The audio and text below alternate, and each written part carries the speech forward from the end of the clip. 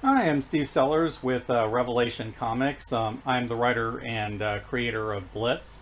And today I just kind of want to make a short video doing basically a combination unboxing and what I call an anatomy of a cover video. And what we'll be doing is we're going to be unboxing this lovely thing that I got from Omen Comics and Mike Nunnally, which is going to contain the first issue of Blitz in print, which I have never received my copies until today.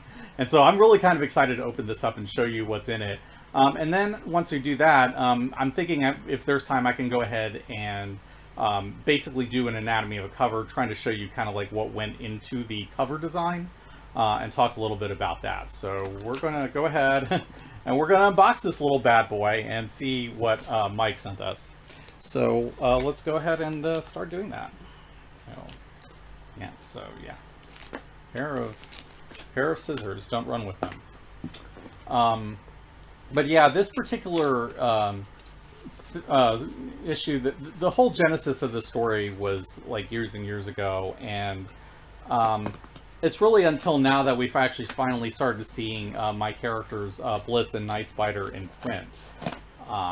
And so while I've seen the digital comics and I've seen the pages and how it came out, and I think it came out pretty well in that format, I think we have yet to see exactly how it's going to turn out. Actually, once we get this thing done, man, Mike did a pretty good job packing this, it would seem. So this is going to take a little bit of work. Yeah, this box really went into it. Okay, looks like we finally got it open, and yeah, you can kind of see enough of that. So we're gonna be done with this. The box we'll just put over here. Yeah, he really packed this. Thank you, Mike, by the way. So we're going to go ahead and unravel all this. And then we're going to show you the finished issue. I think if my memory serves me right, there should be 10 of them here. Actually, it feels like a lot of them. Yeah, so 1, 2, 3, 4, 5, 6, 8, 9, 10. Yeah, it looks like pretty good amount. So yeah, I'll just go and leave most of them over here. But man, I really like the paper quality on this. Oh my god, this is really good paper. Okay, so this is my baby, the thing that I spent years of my life creating, and this is Blitz. This is actually Blitz. Should be, yeah. I'm standing right. Yeah, she's right there. And next to her is Night Spider, Roland Travis, who is a reformed general and thief. I'm going to try to see if I can center this, or at least try to get you to see exactly how the cover works. Maybe like in post I'll try to show you a little bit of how it looks digitally, but because I really don't think that the lighting is really doing justice to the cover, but I think you'll see that, and you see the barcode. And you're also going to see my lovely face. So yeah, that is me. I did make this. And all of this is, basically in terms of, and all the stuff you're seeing on the back is basically, I took a page from Robert Kirkman's Invincible and tried to kind of give a little bit of the process behind the character. So if you're interested in reading it, please do. The interior pages, yeah, this is like all this stuff, all this extra back material for you. Yeah, it's always interesting that this is actually the inside cover. This is I always find that really interesting, because when you look at the inside covers, it never quite looks quite the way you sort of expect. You sort of expect ads and things like that. There are no ads in this book. It's all like pure 100% comic. Nothing of that. So with that out of the way, let's talk about the Blitz #1 cover and what exactly went into it. Now, generally, I have a certain philosophy when it comes to covers and what I sort of expect from covers. I'm now at the same time, it's like I have to think about what I want to expect from my artist, in this case, Tazan Awasika, who really, I think he just absolutely blew this away. I'm really, really happy with what Tazan did on this. And, you know, Supreme Graphics, I think, did a really nice job with the logo. The logo also, I kind of chose the font on that one. I wanted something that was a little bit kind of like rock inspired, because Amy Mason, Blitz, is someone who definitely has kind of like that rocker mindset. That was one of the things that I always had in mind with her, like almost ever since I created her. So I kind of wanted to have like an aesthetic that sort of reflected it, but was still like kind of superhero-ish. And I didn't want to do like the typical Flash type of stuff. You know, I don't want to get a little bit too close to that, even though I'm writing about a speedster. Now, I will say that in terms of what I expect from covers, before I kind of get into dissecting this, I want to kind of reinforce the idea that a cover, for me, should tell the story in some way. Okay? That is not to say that I expect every cover, you know, to be a trailer or a teaser or anything like that. There are different ways to reflect the interior content. You can, you know, do it symbolically. There are certainly different ways you can do that, or, you know, you can do various other tricks to kind of show, you know, what's going on. You can reflect a scene from the inside and you know, do something dramatic that shows this. One thing that I really love, and I'm going to share with you an independent comic that I really, really love and doesn't get nearly enough respect or discussion, is Samurai Heaven and Earth by Ron Mars and Luke Ross. I talked about it recently on Twitter not too long ago, but I highly recommend this book. Because I think it's Ron Mars's best writing, I honestly, and it's very reflective of his cross-genre, but that's really not what I want to get into. One of the things I love is the cover design on this. If you look at this page, this cover here, it tells a definite story. You know, you see that this man has been looking for the love of his life because she's been stolen from him, and you see that, you know, he arrives and he arrives too late, and you see that that death falls in his wake. You get a sense of what's going on from this one page. That's certainly one way to do it. It's not the only way to do it, but you can definitely see, okay, now I want to read and find out how we got to this point. Okay. That's one of the things that I'm really, really big on.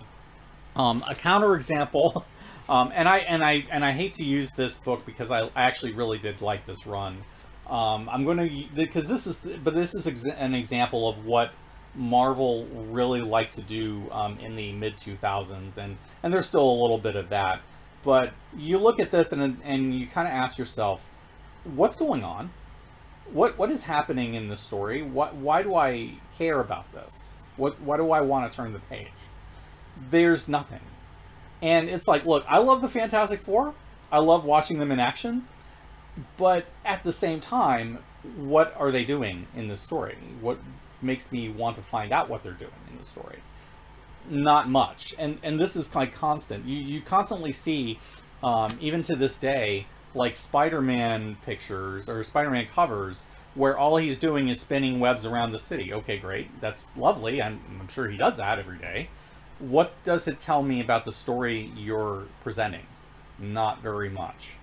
So I try, and I can't say that I have always done this perfectly, but I try to offer something that kind of gives you something that you might want to look forward to or find out more about, even if I'm teasing it, even if I'm giving you just hints, even if I'm not necessarily telling you everything that's going on.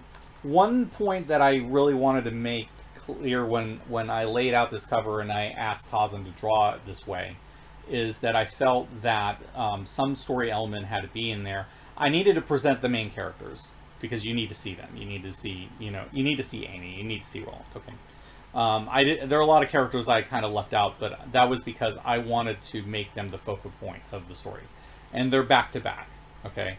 And because I wanted to show that they have each other's backs on some level, that this is about their partnership. This is about the relationship between this young girl who is reckless and clueless and the haunted mentor figure or aspiring mentor figure, who is trying to make up for a dark past. And you can kind of see in his expression, he's more haunted in his look. She is smiling and just looking like, I want to have fun today. And that's that. I want you to see their characters in the poses. So it's not just, okay, we're just running at the camera. No, that's not what we're doing. I want to show that aspect, but I also wanted another background element to show that there's more going on, and maybe what they're facing or hint at it. And so the thing that I took was the Vanishing Tower, which is, I don't want to go too much into what it is. I will say that it is the base of the villain of the story, and it is going to be one of the points that I want to explore in the upcoming issues of Blitz, and to kind of show you what it is I'm trying to do with this. There's a definite intent that I have behind the Vanishing Tower, but it shows you what they're investigating, right? It's giving you an idea of, and it has an ominous look, right? I actually, when I looked for this, I gave Tarzan references for old Victorian Gothic towers. And so there was one that I really kind of stuck to me, and I'm like, okay, we're going to go with that. I shared this with Tarzan, and actually Tarzan made it look better than it was in my head. I think the coloring makes a huge difference.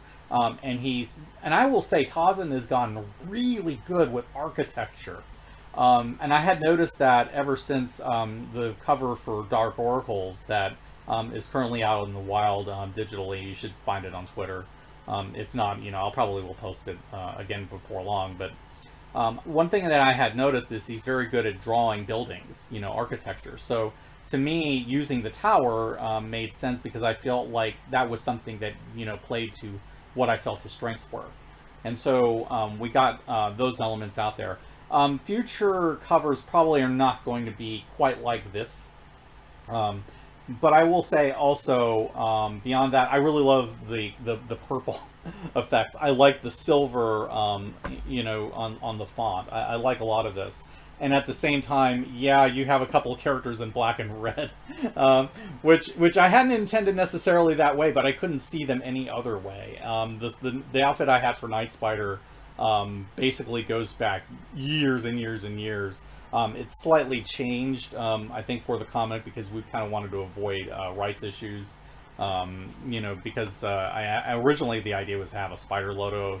The design is a little different now, but that's perfectly fine. But I was hoping that you would be able to see kind of like what the thought process is that I usually go through, or that I usually think about, and why I do things necessarily the way I do. For me, the cover has to tell the story in some way. It needs to show you what it is that you're reading. That's one of those things that I like to see as a reader, and I'm hoping that, basically to put that philosophy into the comic so that you can have a greater appreciation of what I'm doing with this.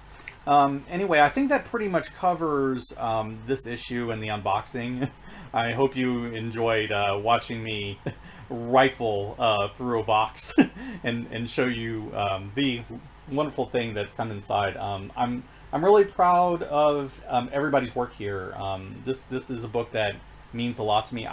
These characters are a big part of my life, and I'm thrilled that you're able to finally see them. I'm thrilled to have them in print, and I will be glad, eventually, hopefully, to be able to sign these, and so signed copies can be out in the wild as well. So because I think every writer kind of has that moment when they have this thing physically in their hands, and it's just one of those special experiences.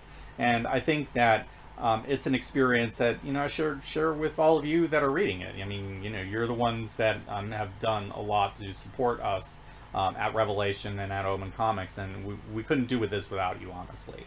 And so I'm really glad for your support and for taking your time to listen to this. Thank you all, and until next time, this is Steve with Revelation Comics signing off.